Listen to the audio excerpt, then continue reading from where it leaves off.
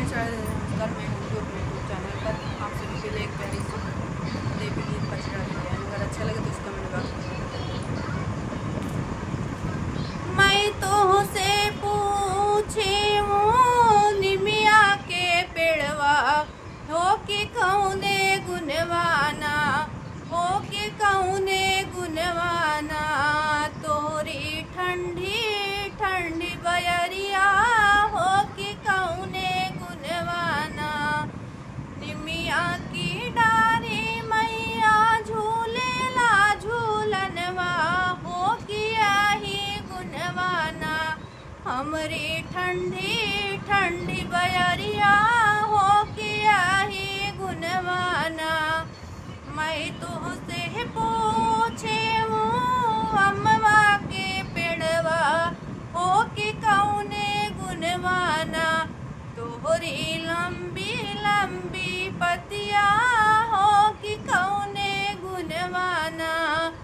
मैया के जब होला हमनिया तो हमरे बिनवाना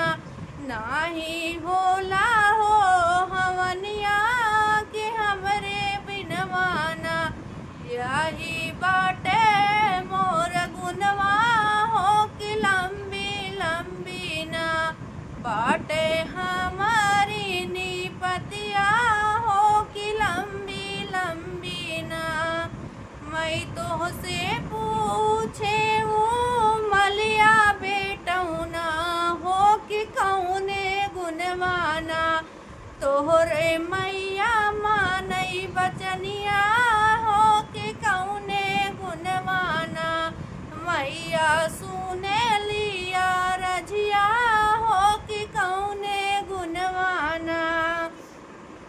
हमरे ने हाथवा से बनाई गजरवा हो कि मैया पहिनैना किया ही बाट हमरा गुनवा हो कि सुने लगली ना मैया हमारी बचनिया हो कि सुनले लगली ना मैं तो से पूछे बाजाज बेटौना